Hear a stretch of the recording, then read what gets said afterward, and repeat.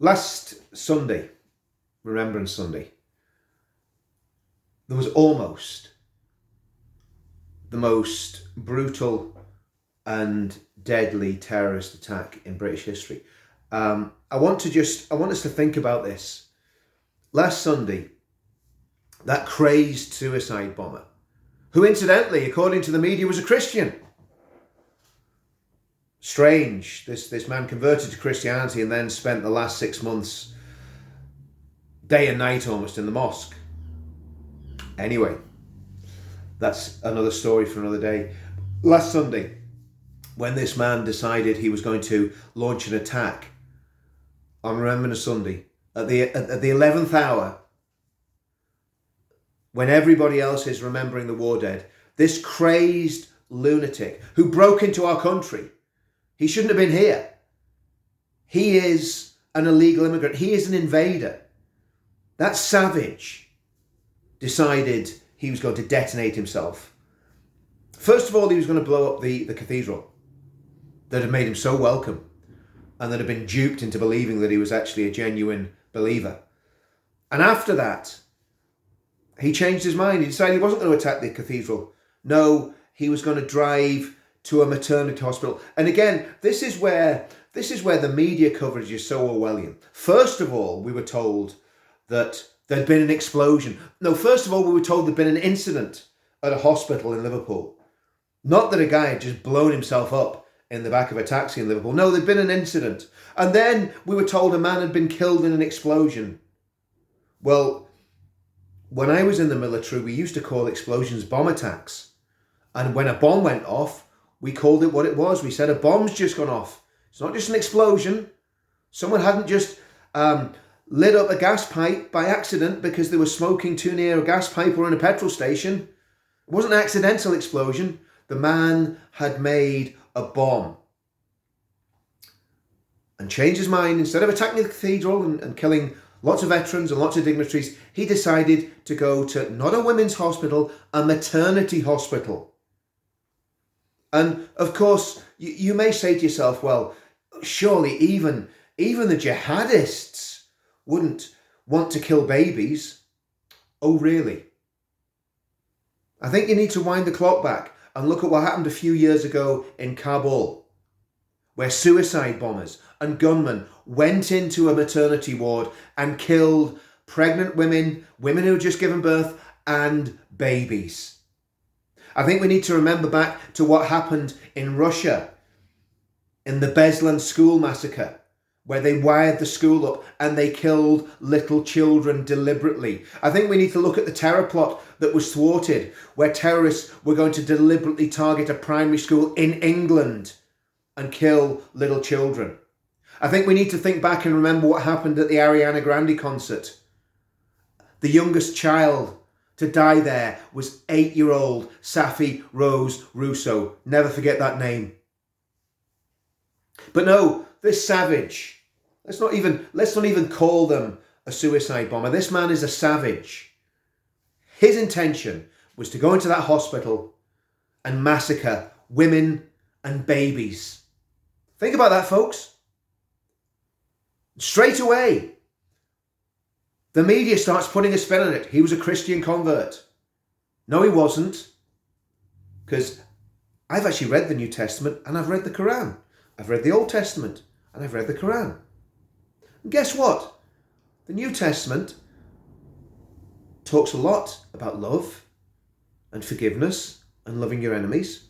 And the Quran, what does the Quran say? Kill them wherever you find them. That's talking about the unbeliever and the infidel, which obviously, in the view of this savage, the people of the UK are the people that fed him, the people that gave him shelter, the people that actually loved him, the Christians that looked after him. In my opinion, they were totally duped. But they looked after him. The country that gave him the benefit of the doubt, the country that allowed him to stay here illegally. He shouldn't have even been here. That savage, I'm not going to speak his name, that savage, by way of thanks, was quite happy to massacre women and babies. And I wonder if his attack And thank goodness it wasn't. But if his attack had been carried out and he'd blown up a maternity ward, I wonder what the media would have said. I wonder what Andy Burnham would have said. Would he have got everyone to go and get bee tattoos and make little heart shapes and say, "Don't look back in anger"? And thankfully, the plot was foiled by his own stupidity and by the quick thinking of the taxi driver that appears to have locked him in the back of the car at great risk to himself. But of course, 2 days later, what's the big story? Is the big story the fact that thousands of people like this savage are crossing the English Channel illegally? We don't know who they are. We don't know what crimes they've committed in their home countries. We don't know why they've fled their home countries. All we know is that young men of fighting age are landing on our shores in a way that would have made the Nazis in the Second World War only feel jealous. Thousands coming. Up to 1,000 a day are coming, and more sometimes. Now think about this. If they manage to do that 100 days a year, that's 100,000 unregistered, unknown invaders coming into our country.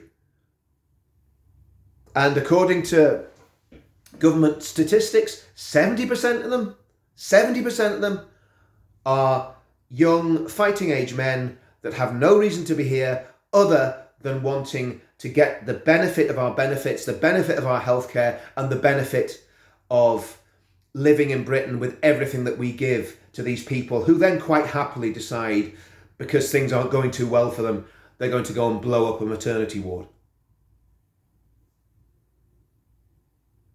But of course, the media wasn't interested in that. The media is not interested in the fact that potentially thousands of people have come into this country that want to do us harm. The media doesn't care about that. What does the media care about? The media cares about a cricketer who people made nasty comments to. People said bad things to him. People said racist things to him. Of course, everyone knows that almost every video I make, I condemn racism. And racism is absolutely wrong. And this cricketer was so upset and traumatised by this that he went before a House of Commons committee and he broke down and he wept because he'd been so traumatised by racism. Because all his life he's been against racism. All his life he's been fighting against racism. And all his life he suffered racism. That may be so. That may well be the case. But then we find out yesterday that tweets appeared from when he was 19. So he's a fully grown man. He's not a child. He's not 13. He's not 12. I think I remember what one of the sports stars was sacked from England, I think, for something he said when he was 14. But no, this guy's a fully grown man at 19. Quite happily in open conversation with somebody else, slandering and slurring Jewish people, not just one Jewish person, but Jewish people as a whole. I wonder why. Is that a common theme in anti-Semitism in the UK at the minute? Is it coming from just one source? We need to investigate that, don't we? Is it coming from one source? When I see these pro-Hamas demonstrations, and I got caught up in the middle of one in London a few months ago, and that was an interesting day. But strange. These guys that were protesting and supporting Hamas and saying from the river to the sea, Palestine will be free, which is basically another way of saying that they want all Jews to be killed and pushed out of Israel. All of these people seem to be Pakistani. All of them seem to be Muslim. That's just the impression I got. I mean, I just looked at it. They all seem to be of South Asian origin, maybe it's Pakistani or Bangladeshi. All wrapped in their Palestinian flags. Now, they've probably been about as close to Palestine as I have. Like never. So why is it that Muslims seem to have a big problem with Israel and with Jewish people? Is it something that we need to talk about? Do we need to look into this? Well, I think it's very, very obvious. because from its very inception, Islam has had a stream of anti-Semitism running through it. And listen, the Catholic Church was very, very similar. The Catholic Church had a stream of anti-Semitism running through it. But the Catholic Church has turned away from that now. I wonder, will the Muslims do the same?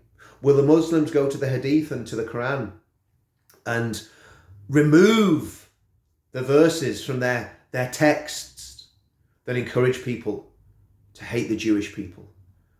And of course, the fact that Israel has been established on land that the Arabs conquered in the 7th century sends many Muslims into an absolute rage and panic.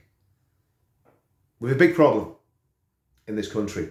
Nobody's talking about it. Well, very few people are talking about it. And of course, when you do talk about it, well, we all know what happens. You get branded as an extremist and a racist, and because you don't want children in your country to get blown up by suicide bombers, that makes you a racist. Because you say, well, maybe there's actually a bit of a problem with this ideology and this religious dogma that these people subscribe to, that they think it's perfectly fine to blow themselves up and kill lots of innocent people. I don't see any other religion doing it. I don't see the Hindus doing it. I don't see the Sikhs doing it. I don't see Christians doing it. Well, apart from this Christian suicide bomber, of course. I don't see the Jews doing it. I don't see Buddhists doing it. You don't see too many Methodists strapping explosive belts to themselves and planning on attacking Remembrance Sunday parades. But of course, way back in the midst of time that everybody's forgotten about, there was another attack on a Remembrance Day parade, and with far more devastating results than the attack this bumbling savage tried to launch. And I'm talking about the Enniskillen attack, when IRA terrorists murdered innocent men and women at a Remembrance Day parade over 30 years ago. People have short memories, and Remembrance Day is about remembering, and we must remember what this savage tried to do, and we mustn't let the media whitewash it and turn it into something it's not. This was a jihadist terrorist attack that failed, and thankfully we don't have to put this man in prison, because thankfully he's gone to his paradise and got his 70 virgins. Well, I don't think so. I don't think so, savage. And to all the savages that are watching, that think when they commit suicide and murder innocent people, they're going to go to paradise and get virgins and be treated like kings. No. I believe that you're going to go to a fiery hell forever and ever and suffer for your crime and for your sins. That's what I believe. But hey, who am I, and what does it matter what I think? If you like the video, subscribe to the channel, follow the channel, because the way things are with these social media giants, channels like this will not exist in a year or two's time, because we will all be silenced, and we'll actually be lucky not to be in prison for speaking the truth and telling the truth about an ideology and religious system that wants to drag the whole of our country into chaos and civil war. And we mustn't let them succeed. I'll see you soon.